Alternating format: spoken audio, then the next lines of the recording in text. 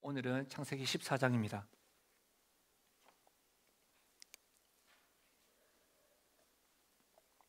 한 절씩 교독하시고 마지막 절을 함께 읽겠습니다. 당시에 시날 왕 아므라벨과 엘라살 왕 아리옥과 엘람 왕 그롤라오멜과 고임 왕 디달이 소돔 왕 베라와 고모라 왕 비르사와 아드마 왕 시납과 스보임 왕 세베벨과 벨라 곧 소알 왕과 싸우니라. 이들이 다 시딤 골짜기 곧 지금의 연회에 모였더라. 이들이 12년 동안 그돌라오멜을 섬기다가 제13년에 배반한지라. 제14년에 그롤라오멜과 그와 함께한 왕들이 나와서 아스드롯 가르라임에서 르바 족속을, 함에서 수스 족속을, 사회 기라다임에서 엠 족속을 치고 호리 족속을 그 산 세일에서 쳐서 광야 근방 엘바란까지 이르렀으며 그들이 돌이켜 엠미스밭 곧 가데스에 이르러 아말렉 족속의 온 땅과 하사손 다말에 사는 아모리 족속을 친지라. 소돔 왕과 고모라 왕과 아드마 왕과 스보인 왕과 벨라 곧 소알 왕이 나가서 시딤 골짜기에서 그들과 전쟁을 하기 위하여 진을 쳤더니 엘람 왕 그롤라오멜과 고임 왕 디달과 시날 왕 아므라벨과 엘라살 왕 아리옥 네 왕이 곧 그 다섯 왕과 맞서니라.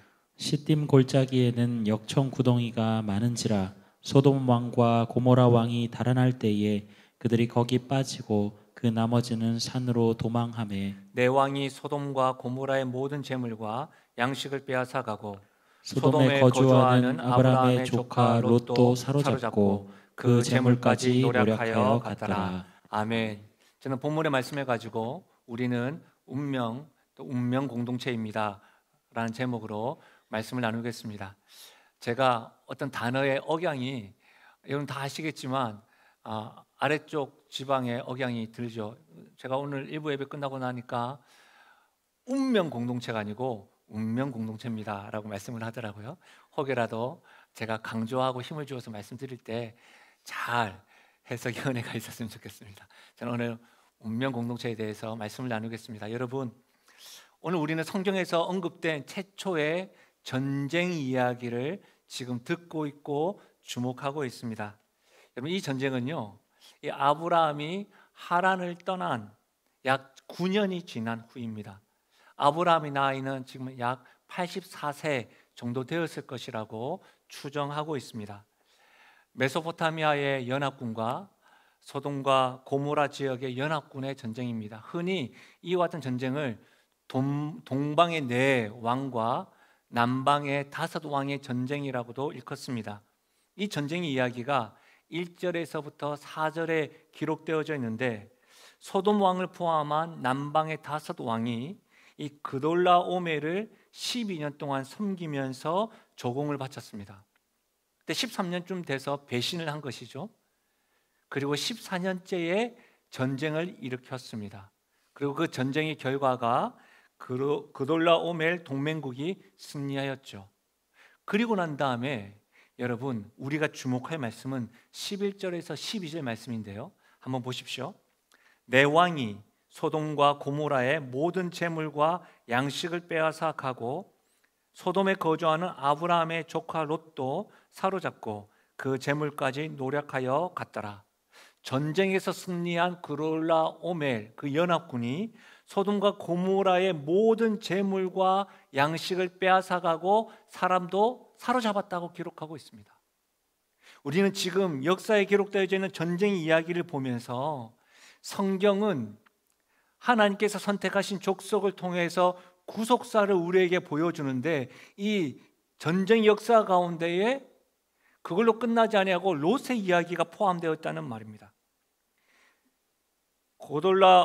그돌라오멜 동맹국이 소돔과 고모라 사람뿐만 아니라 아브라함의 조카 롯도 사로잡아가고 그의 재물도 노력하여 갔더라라고 기록하고 있다는 것이죠. 여기에 주목할 필요가 있는 것이죠. 롯이 소돔과 고모라에 머물게 된 것은 그의 선택 때문입니다. 우리가 배웠지만 그의 선택은 눈에 의해서 보기에 좋은 대로 애국과 같이 보였던 소돔과 고모라를 선택하였습니다. 그러나 여러분, 롯은 그가 선택했던 소돔과 고모라, 그의 정치적이고 외교적인 상황에서 자유로울 수 없습니다. 국가가 당한 어려움으로부터 자유로울 수 없고 자기도 경험하고 있다는 것입니다. 여러분, 소돔과 고모라가 침략당하자 그곳에서 살고 있던 롯도 침략을 당했고 사로잡혀갖고 재물을 빼앗겼다는 사실입니다. 이 이야기를 우리가 지금 주목하고 있는 거예요. 우리도 마찬가지죠. 우리도 지금 발붙이고 있는 이 땅이 처한 여러 가지 어려움에서 자유로울 수 없습니다. 코로나19가 확진자가 많은 나라의 이야기가 아니라 우리의 이야기입니다. 어떤 한 나라가 어려움을 겪으니까 우리도 경제적인 어려움까지 지금 힘겨워하고 있습니다. 그것뿐입니까? 긴 장마와 태풍, 집중호우, 지금 보여지는 여러 가지 들려지는 뉴스가 아이고 어떻게 하노, 이것으로 끝나는 것이 아니라 여러분, 고스란히 우리의 삶에 깊은 영향력을 미치고 있다는 것을 우리가 경험하고 있는 겁니다. 이런 측면에서 우리는 전쟁 중의 롯의 이야기와 그리고 어려움 가운데 우리 이야기를 포함을 해서 우리가 반드시 기억해야 될 명제가 있습니다. 그것이 뭐냐면 우리는 운명 공동체라는 겁니다. 우리 모두가 다 운명 공동체로서의 하나라는 것을 여러분 분명히 아셔야 합니다. 보통 운명 공동체라고도 하고 공동 운명체라고도 하는데 이 국립국어원 정의에 따르면 공동 운명체란 공동으로 운명을 함께하는 조직이고 운명 공동체란 운명을 공동으로 함께하는 조직이다라고 이야기합니다. 미세한 차이를 구분하지 않고 같은 의미라고 판단하는데요. 여러분, 그렇지만 이것은 조직적 관점에서 보면 구분을 하는 의미가 있습니다. 요거 아닙니다. 좀 닫아주시고요. 구분하는 의미가 있습니다.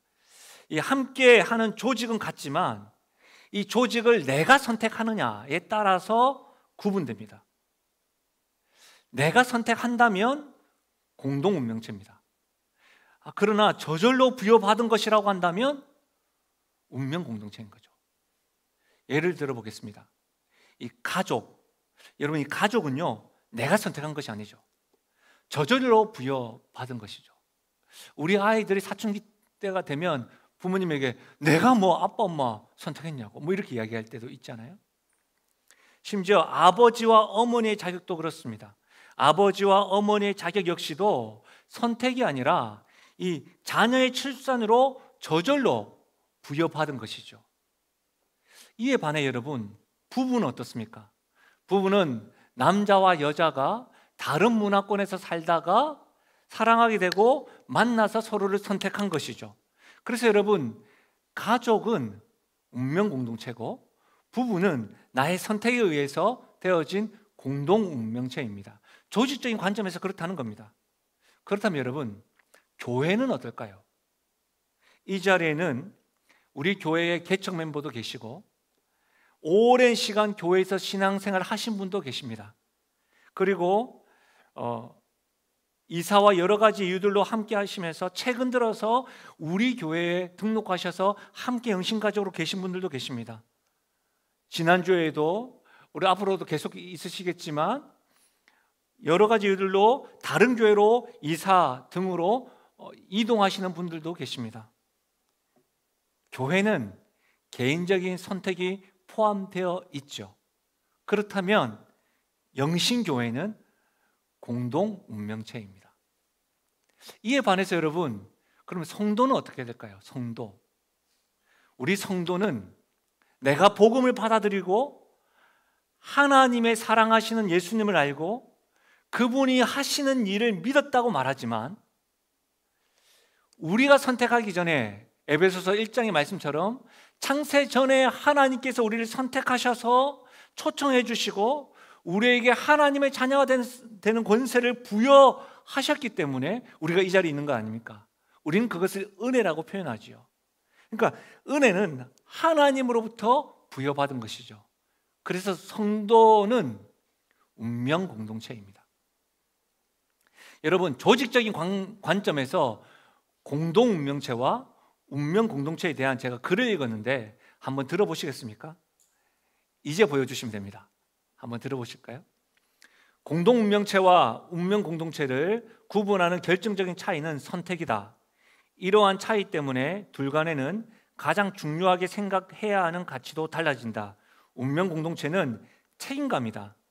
운명 공동체는 선택이 아니라 저절로 부여받았기 때문에 공동체를 받아들이고 유지할 책임감이 가장 중요하다. 공동 운명체는 구성 간의 존중이다. 각자의 선택에 의해 함께할 수도 있고 떠날 수도 있기 때문에 공동 운동체를 유지하기 위해서는 구성원 간의 존중이 가장 중요하다. 부부는 제가 공동 운명체라고 했죠. 그렇다면 부부에게 가장 중요한 가치가 뭐죠? 이 글에 의하면 존중인 것이죠. 남편으로서 아내로서의 존중을 이야기하는 겁니다. 부모는 제가 운명 공동체라고 했습니다. 운명 공동체에게는 책임감이 중요하다고 했습니다. 그러니까 부모는 자녀와 이 가정을 지키려고 하는 책임감이 굉장히 중요한 것이죠. 교회는 어떻습니까? 구성원으로서의 선택함으로 인하여 공동 운명체이기 때문에 교회 구성원 간에 중요한 건 뭐죠? 존중입니다. 하나님의 자녀로서의 성도들은 뭡니까? 하나님 나라에 대한 책임감이 너무너무 중요한 것이죠. 그래서 우리가 교회 안에서만 머물러 있는 것이 아니라 세상에 흩어져 있는 그리스도의 제자로서 그 디그니티를 가지고 책임감을 가지고 직장에서나 세상에서 하나님의 성도로서 살아가야 하는 것이죠. 소돔과 고모라, 롯과의 관계는 이렇게 따지고 보면 공동 운명체죠. 롯은 소돔과 고모라에 있으면서 그 백성들을 존중하면서 행동해야 했고 존중하면서 생각해야 됐고 그들을 존중하면서 그들과 관계를 맺어야 했을 겁니다. 저는 오늘 우리가 그돌라옴의 그 연합군으로 인하여 소돔과 고모라가 침략을 당하고 그 침략함에 있어서 롯이 잡혀가고 재산도 노략질 당하는 이 사건을 통해서 우리 모두가 공동 운명체와 운명 공동체였구나. 이것을 안 이후에 조직적인 관점에서 책임감과 존중이라는 개념으로 오늘 말씀을 해석을 하고 우리에게 적용하려고 합니다.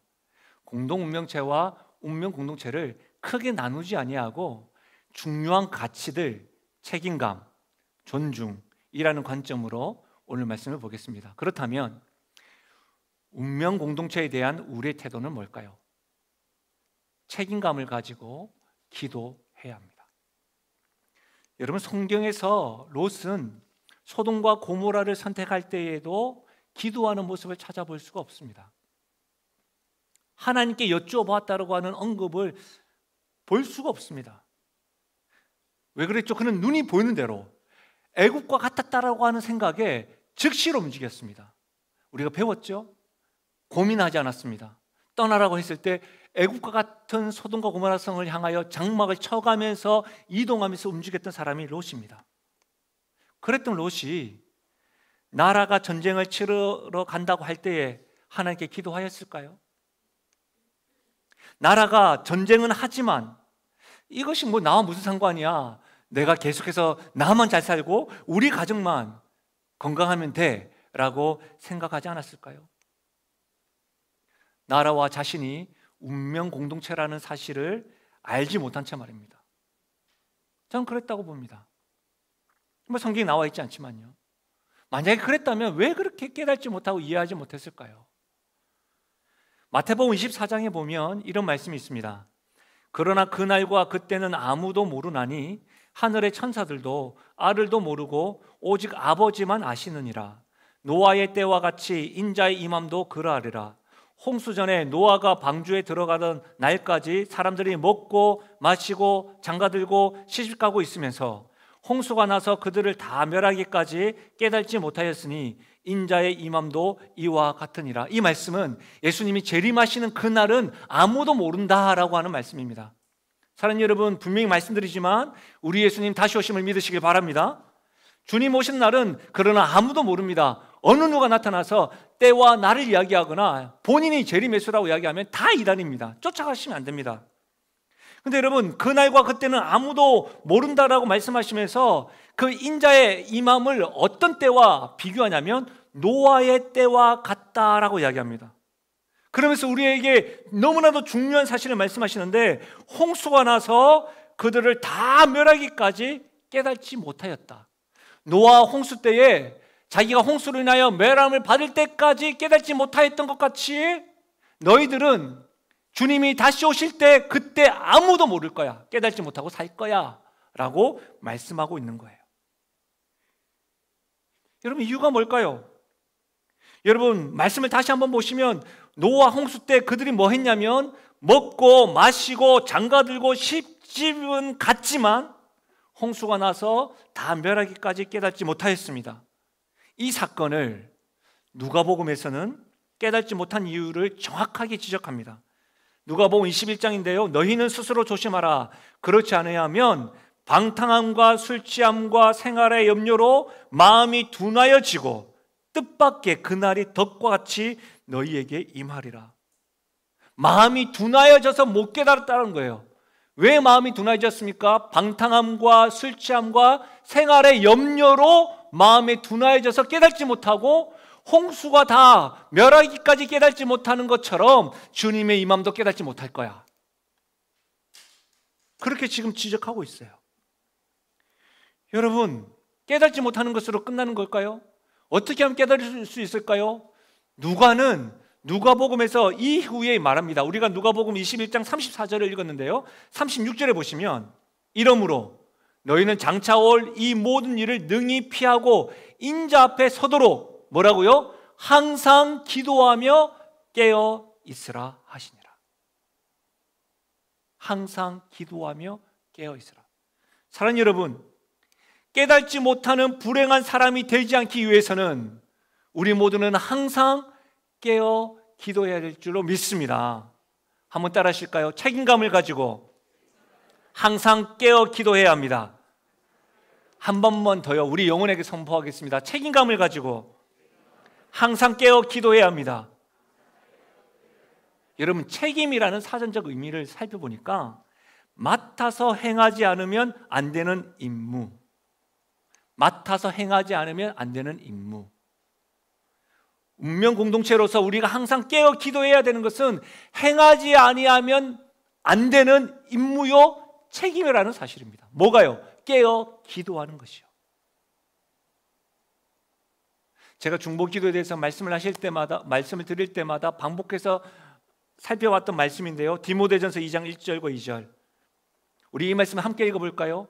이 말씀을 함께 읽어보겠습니다. 함께 읽습니다. 시작. 그러므로 내가 첫째로 권하노니 모든 사람을 위하여 간구와 기도와 도고와 감사를 하되 임금들과 높은 지위에 있는 모든 사람을 위하여 하라.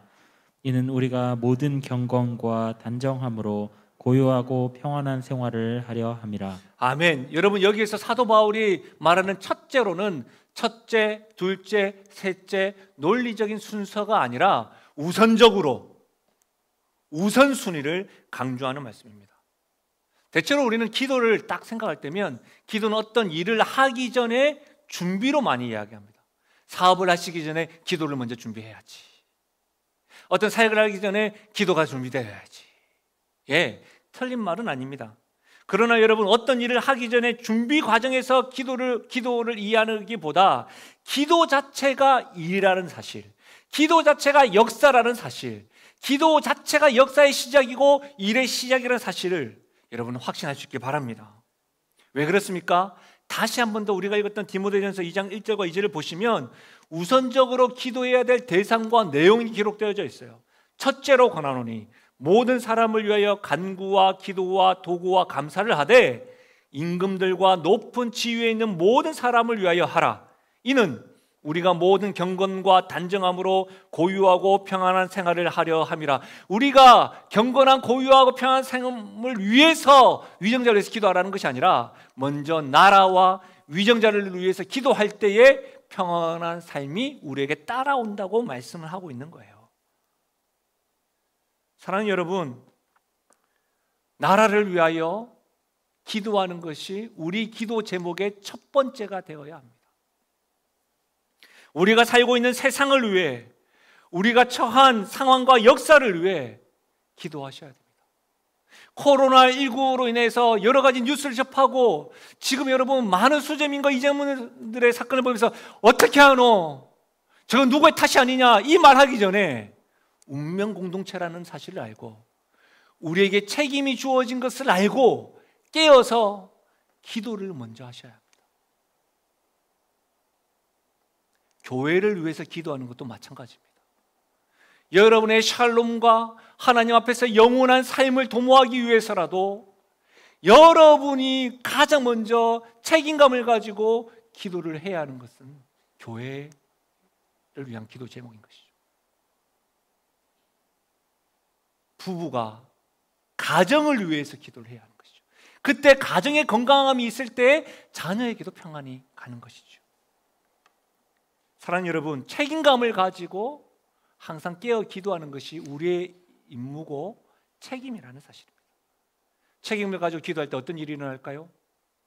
요한복음 14장 12절과 13절을 보십시오. 내가 진실로 진실로 너희에게 이르노니 나를 믿는 자는 내가 하는 일을 그도 할 것이요 또한 그보다 큰 일을 하리니 이는 내가 아버지께로 감이라. 너희가 내 이름으로 무엇을 구하든지 내가 행하리니 이는 아버지로 하여금 아들로 말미암아 영광을 받으시게 하려 함이라. 사랑하는 여러분, 기도할 때 뭐가 있습니까? 응답이 있습니다. 기도할 때 주님이 하시는 일에 우리가 동력할 수 있고 동참할 수 있다는 사실입니다. 무엇보다도 요한복음 우리에게 무엇을 설명합니까? 기도할 때에 하나님께 영광을 돌려드릴 수 있다는 사실입니다. 많은 분들이 내가 하나님께 영광 돌려드리는 삶을 살고 싶다라고 고민하시는 분이 있으십니까? 먼저 하나님 앞에 책임감을 가지고 기도하는 일에 우선적으로 우선순위를 두십시오.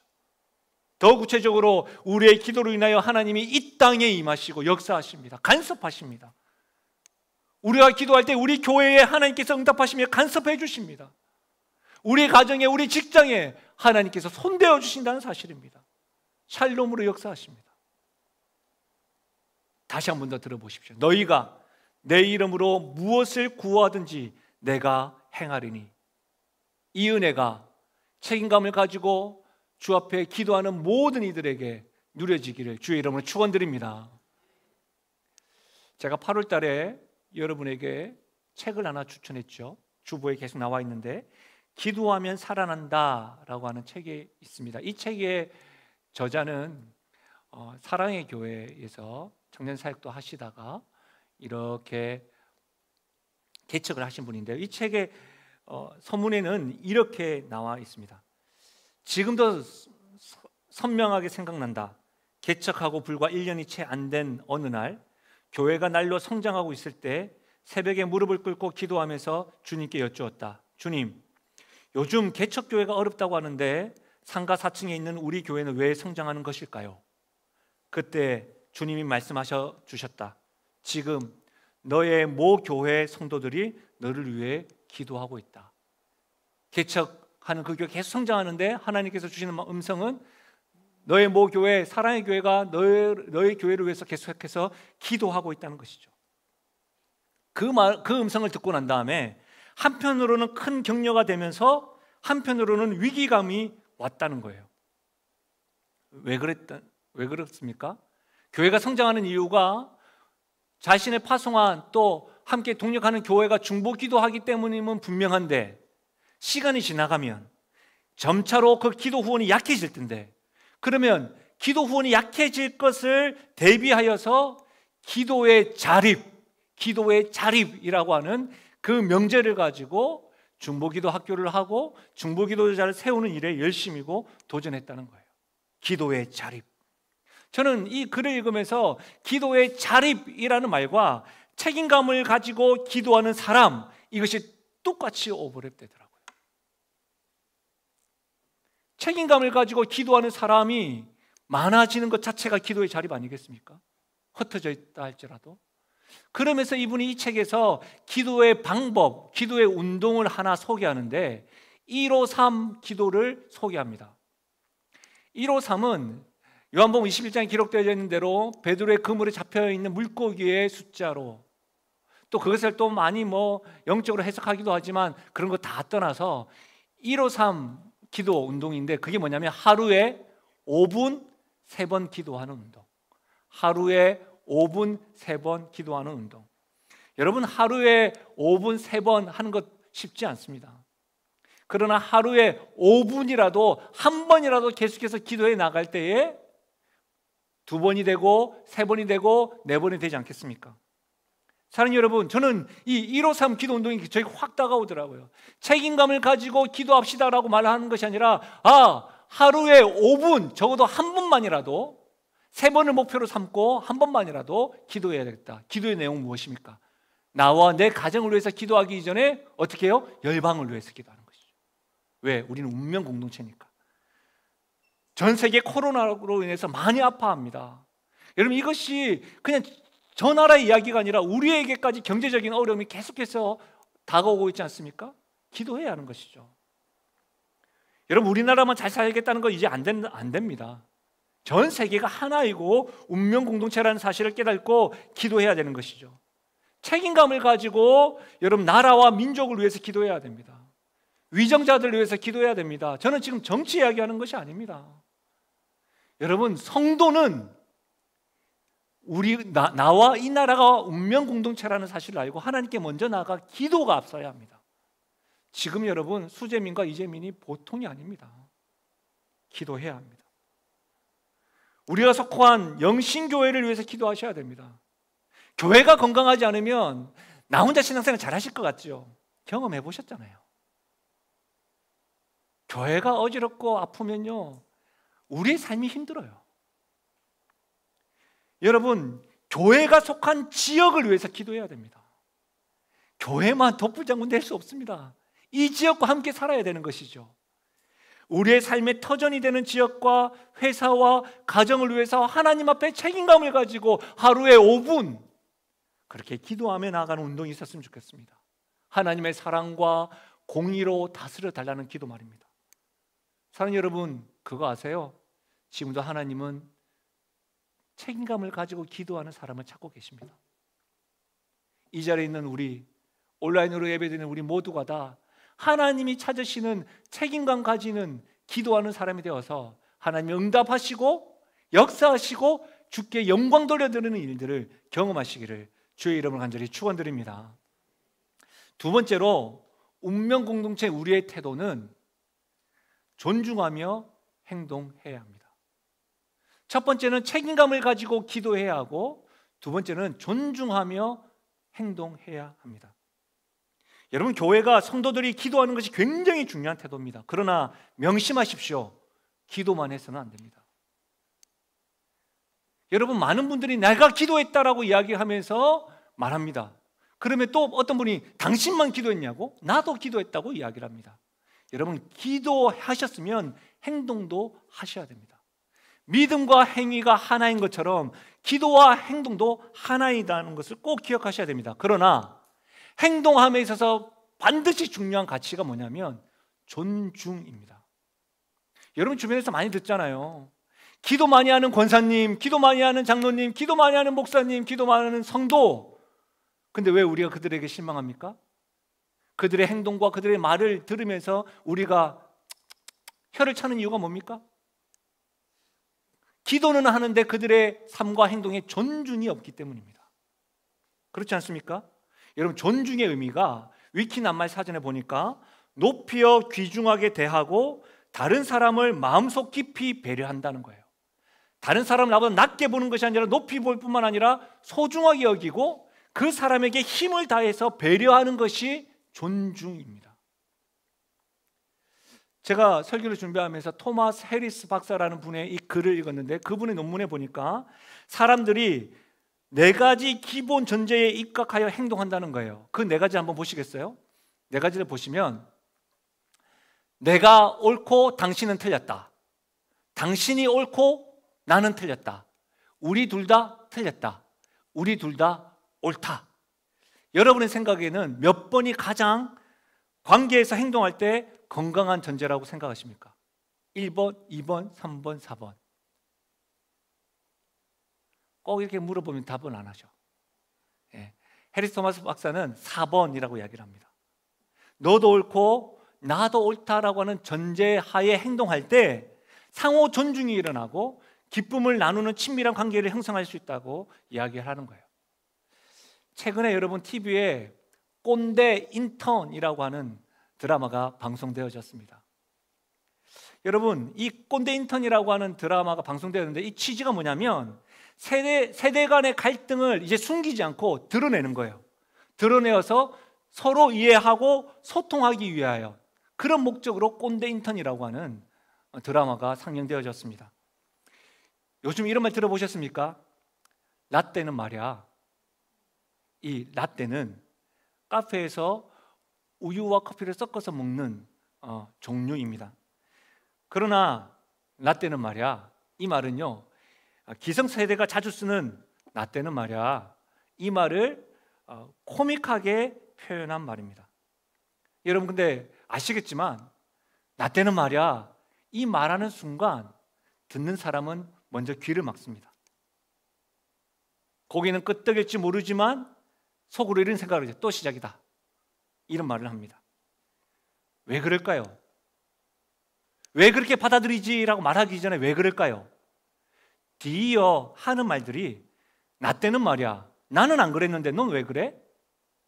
이렇게 지적과 책망으로 일관하는 말들이 반복되기 때문에 귀를 막는 겁니다. 여러분, 제가 우리 교육자들과 많으면 15년, 짧게는 8년 이렇게 차이가 납니다. 이렇게 이야기를 하다 보면 뭔가 강조하고 싶을 때가 있어요. 그러면 여러분, 제가 조심스럽게 제가 이전에 섬겼던 교회 이야기를 합니다. 제가 섬겼던 교회는 여러분 2만 명이 넘는 교회를 제가 10년 동안 섬겼거든요. 우리 부교육자들 가운데 그런 교회를 섬겨본 적이 없어요. 그러면서 제 마음에 어떤 걸 강조하고 싶냐면, 나는 안 그랬는데 너희는 왜 그러냐, 이게 사실 숨겨져 있는 거예요. 그래서 내가 나 때는 말이야, 내가 부교육자 때는, 내가 분당 우리 교회나 베델교회 있을 때는 이런 말 할 때마다 저는 나름 조심스럽게 한다고 하는데 앞에서 부교육자 듣긴 들어요. 근데 다 다른 생각하고 있는 것 같아요. 목사님 또 시작이네. 제가 요새 눈치를 많이 봐요. 근데 그 말을 해야 될 때가 있지 않습니까? 하고 나면 미안해서 꼭 제가 그래요. 밥 먹을까? 이렇게 이야기를 할 때가 있습니다. 사랑하는 여러분, 부탁드립니다. 우리 교회는 앞으로 라떼 이야기를 하지 마십시오. 15년 전 이야기를 되도록 이제 하지 말아 주십시오.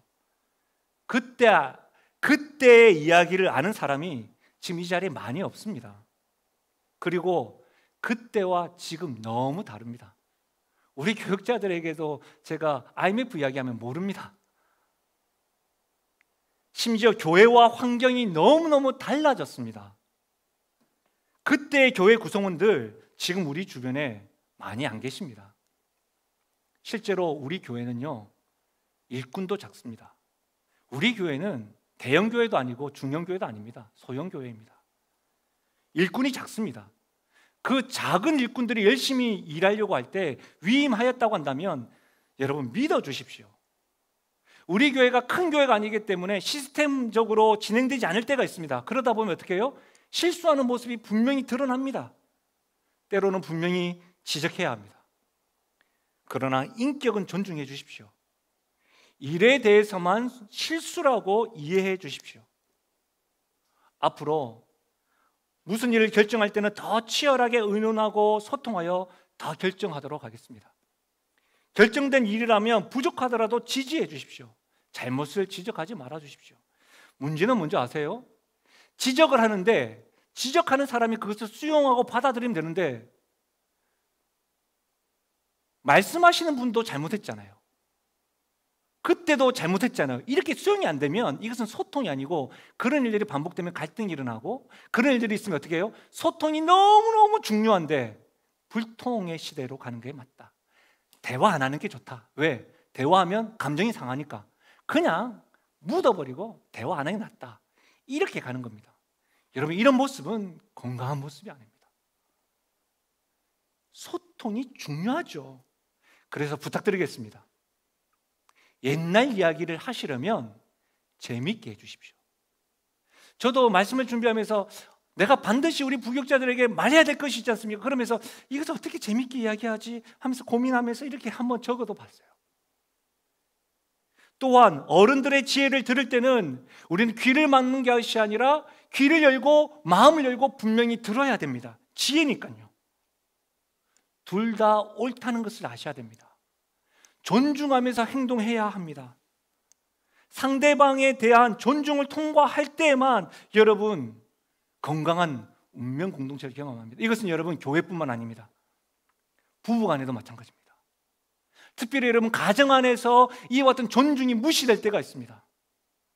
남편이 아내에게, 아내가 남편에게 더 무시되는 것이 어떤지 아십니까? 부모가 자녀에게. 흔히 말하면 내 자식이니까, 내가 키웠으니까, 내가 이렇게도 못하나? 하면서 존중을 통과하지 않고 막 할 때가 있습니다. 그렇지 않습니다. 반드시 기억해야 됩니다. 책임감 가지고 기도하십니까? 존중하며 행동하셔야 합니다. 사랑하는 여러분, 주 안에서 우리가 존중해야 될 이유가 뭐죠? 나이가 많고 적음이 아닙니다. 신앙의 연수와 직분도 아닙니다. 우리 모두가 다 예수 그리스도를 통해 하나님의 사랑을 받는 존재이기 때문입니다. 믿으십니까? 다른 이유 아닙니다. 우리 모두가 다 하나님의 사랑, 예수 그리스도의 십자가의 사랑을 받는 존재이기 때문에 우리는 존중해야 합니다. 사랑하는 여러분, 우리가 책임감을 가지고 기도할 뿐만 아니라 서로 존중하며 행동할 때에 우리가 운명 공동체임을 경험하게 되고, 이 운명 공동체라는 사실을 세상이 알면 하나님의 영광을 경험하고 우리의 모습을 통하여 하나님을 보게 된다는 사실입니다. 여기에서부터 어긋나 버리면 우리의 복음의 문이 닫힙니다. 가장 두려운 것은 하나님께서 촛대를 옮기십니다. 우리는 이 말씀 앞에 순종해야 하는 것이죠. 우리가 기도하면서 행동해야 하는 것 가운데 하나가 선교입니다. 여러분, 교회 주보 뒷면에 보시면 우리 교회가 섬기는 해외 선교사님, 또 미자립 교회, 기독교 기관들이 있습니다. 우리는 수요 기도 때마다 또 책임감을 가지고 각자의 영역에서 계속해서 기도하시는 분들이 많이 계십니다. 그래서 제가 그분들에게 전할 때마다 우리 교회가 계속해서 여러분들을 위해서 기도합니다라고 말합니다. 여름 방학을 이용해서 우리가 여름 사역을 할 때 우리 냉수 사역을 하죠. 경년으로 해외로 가기도 하고 올해 국내 선교로 우리가 준비를 했었습니다. 대구와 광주에 가려고 했었는데요. 코로나로 인해서 이것이 이제 무산될 위기였어요. 그런데 우리가 계속해서 기도하면서 결정한 것은 사람은 못 가도 하나님의 사랑은, 복음은 전달할 수 있겠구나라고 생각을 한 것이죠. 그래서 기도하면서 우리가 그 미자립 교회와 함께 운명 공동체라는 사실을 알고 함께 우리가 존중하면서 고민하고 계획한 것이 있습니다. 먼저는 동력교회 목사님을 초청하여서 말씀으로 함께 예배 드릴 겁니다. 8월 23일과 30일 날 우리 동력교회 목사님, 대구에서 오는 목사님, 광주에서 오는 목사님 모실 겁니다. 왜냐하면 그 교회는 지금 우리 교회보다 더 작은 교회라서 현장에서 예배를 못 드리고 있습니다. 그 목사님들이 이 강단에서 말씀을 전할 때 그 성도들은 함께 신앙생활하는 목사님의 설교를 온라인을 통해서 예배를 드릴 뿐만 아니라 우리도 같이 운명 공동체로서 함께 그분과 기쁨을 누리게 될 겁니다. 두 번째로는 6교회를 우리가 돕고 있는데요, 이 6교회에 필요한 물품을 우리가 후원하는 일에 함께 할 것입니다. 우리가 원하는 것이 아니라 그 교회에 다 연락을 해가지고 무엇이 필요한지를 다 물어보고 우리가 그들에게 이렇게 섬기며 나갈 것입니다. 그 내용들은 목장 나눔지에 분명하게 적혀져 있습니다. 그리고 1층 로비에 보시면 그냥 지나가지 마시고 가만히 살펴봐 주셔서 여러분 함께 동참해 주십시오. 그래서 23일과 30일 날 오시는데 선교팀에서 또 많은 숫자는 가지 못하고요, 함께하기 원하시는 분들이 20일과 29일 동력교회 방문하여서 목사님과 교제하고 그 기도 제목을 받아오고 함께 우리가 그 기쁨을 누리며 나갈 것입니다. 선교하는 일에 있어서도 절대로 우리가 무슨 도와준다 이런 어떤 교만한 마음을 가져서는 안 됩니다. 거저 받았으니 거저 주는, 하나님의 사랑을 받았으니 거저 주는 그 은혜가 있어야 합니다. 교만한 마음 삭제해야 합니다. 사랑하는 여러분, 이 모든 행동과 선교 일에도 존중을 담아서 우리가 행동하려고 합니다. 이 일에 동참하여 주십시오. 여러분, 이번 여름 사역의 내부 사역을 통해서 우리가 주 안에서 운명 공동체라는 것을 함께 경험하면서 이것이 주 안에서 하나 되는 것이구나, 교회가 하나 되는 것이구나, 힘써 지켜나가는 것이구나, 하나님 영광을 보는 것이구나, 이것을 모두가 다 경험하고 누릴 수 있기를 주의 이름으로 부탁드립니다. 말씀을 마무리하겠습니다. 1953년 5월 29일 인류 역사상 처음으로 이 지상에서 가장 높은 에베레스트 산을 정복한 사람이 뉴질랜드 에드먼드 힐러리 경입니다. 그가 정복하고 하산하자 많은 사람들이 그의 성공을 축복하였습니다. 그리고 막 기자에 나와가지고 막 기사를 만들고 있는 것이죠. 그때 이 힐러리 경은 자신 옆에 있었던 네팔 출신의 셀파 텐징 노르게에게 이 사람 때문에 가능했습니다. 그러면서 정상 정복을 마치고 내려오다가 겪었던 위기에 대한 이야기를 하였습니다. 벼랑을 타고 내려오던 중에 몸을 맨 밧줄이 끊어지고 비상로프마저 놓쳤습니다. 그 순간 노르게이가 자신의 비상로프를 던져 둘이 함께 무사히 내려올 수 있었던 겁니다. 이야기를 들었던 기자들이 노르게이 쪽으로 달려갔습니다. 달려가서 묻습니다. 힐러리 경을 구출할 때 그 소감을 묻자 그는 조금도 머뭇거림 없이 미동 없이 이렇게 말합니다. 뭘요? 우리 등산하는 사람들은 항상 서로 돕지요. 우리는 어차피 운명의 끈으로 묶여 있으니까요. 우리는 어차피 운명의 끈으로 묶여 있으니까요. 제가 이 글을 읽으면서 마음에 울림이 있었습니다. 운명의 끈으로 엮여 있으니까요. 이 말은 연인들 사이에 사는 거 아닌가요? 아닙니다. 우리는요, 예수 그리스도의 십자가와 사랑의 끈으로 묶여 있는 운명 공동체입니다. 하나님께서 성도된 우리들을 이 땅에 살아가게 하시고 이 지역에 살아가게 하셨다고 한다면 그건 그리스도로 인하여 묶여져 있는 운명 공동체인 것이죠. 우리가 이 사실을 알고 책임감과 존중, 이 가치를 가지고 기도하는 일에 힘쓰고 행동함으로 함께 웃고 함께 우는 것이 얼마나 즐거운지, 주께서 맺어주신 운명 공동체가 얼마나 즐겁고 기쁜 일인지를 우리 모두 다 경험하고 그 경험함으로 하나님께 영광 돌려드리는 우리 교회의 우리 성도 되시기를 주의 이름으로 간절히 축원드립니다. 우리 시간 말씀을 생각하시면서 우리 찬양으로 주 앞에 나아갈까요? 우리 함께 기도해. 우리 함께 기도해. 주 앞에 나와 무릎 꿇고 긍휼 베푸시는 주, 하늘을 향해 두 손 들고 하늘 문이 열리고 은혜의 비출기 이 땅 가득 내리도록 마침내 주 오셔서 은혜의 비출기 우리 위에 부으시도록. 우리 함께 기도해. 우리 함께 기도해. 주 앞에 나와 무릎 꿇고 긍휼 베푸시는 주, 하늘을 향해 두 손 들고 하늘 문이 열리고 하늘 문이 열리고 은혜의 비추기 이 땅 가득 내리도록 마침내 주 오셔서 은혜의 비추기 우리 위에 부으시도록. 전심으로 고백하실까요? 하늘 문이 열리고 하늘 문이 열리고 은혜의 비추기 이 땅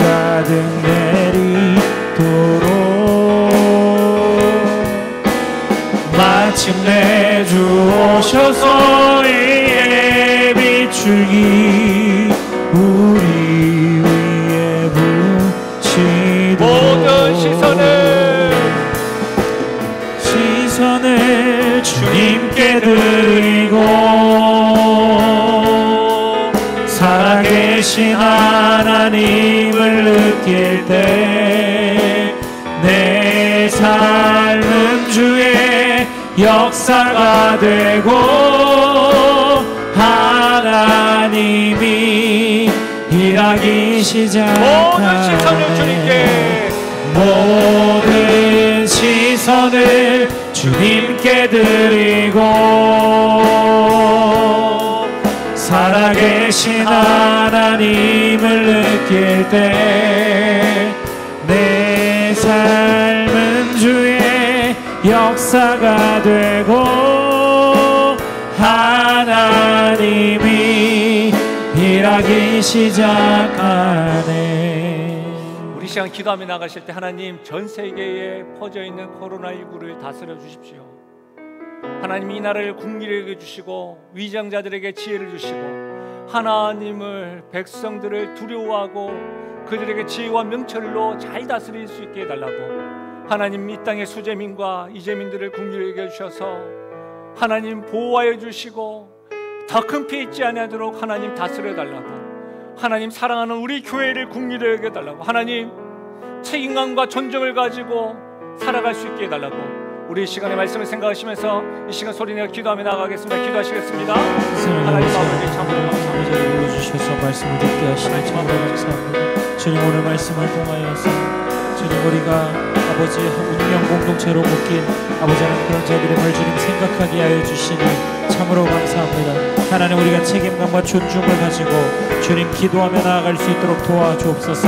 주님 이 땅 가운데 아버지 하나님 주의 긍휼을 부어 주시옵소서. 주님 비로 인하여 고통받고 있는 수재민들을 위로하여 주시고 하나님 정치 위정자들이 그들을 위한 정책을 펼칠 수 있도록 하나님 도와주시며 주님 나라를 잘 돌보아 아버지 하나님 어려운 부분과 힘든 부분들을 잘 고민하며 생각할 수 있는 아버지 이 나라 될 수 있도록 하나님 도와주옵소서. 주님 온 세계를 뒤흔들고 있는 이 코로나의 문제가 주님 안에서 해결될 수 있도록 도와주시고 주께서 친히 아버지 하나님 그 나라를 주님 그 나라들을 아버지 하나님 붙잡아 주심으로 하나님 이 문제들에서 아버지 해결될 수 있도록 하나님 도와주옵소서.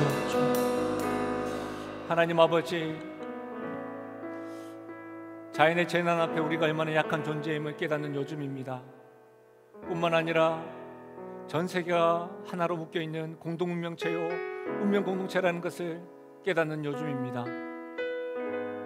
하나님의 백성으로 성도로서 우리가 어떻게 태도를 취해야 될지 살아야 될지를 오늘 말씀을 통하여 깨닫게 하여 주시고 하나님 전 세계를 위한 우리의 기도가 열리게 하여 주시고 우리가 하나님 앞에서 이 민족과 위정자들과 수재민과 이재민들을 위하여 힘겨우고 있는 동력교회들을 위하여 지역 주민을 위하여 회사를 위하여 가정을 위하여 주 앞에 서서 책임감을 가지고 깨어 기도하며 나가는 저희들 되게 하여 주시고 기도하는 것으로만 끝나지 아니하고 기도한 만큼 우리가 행동하게 하시고 그 행동이 존중의 가치를 가지고 사랑을 표현하며 나가는 우리를 될 수 있도록 은혜 더하여 주시옵소서.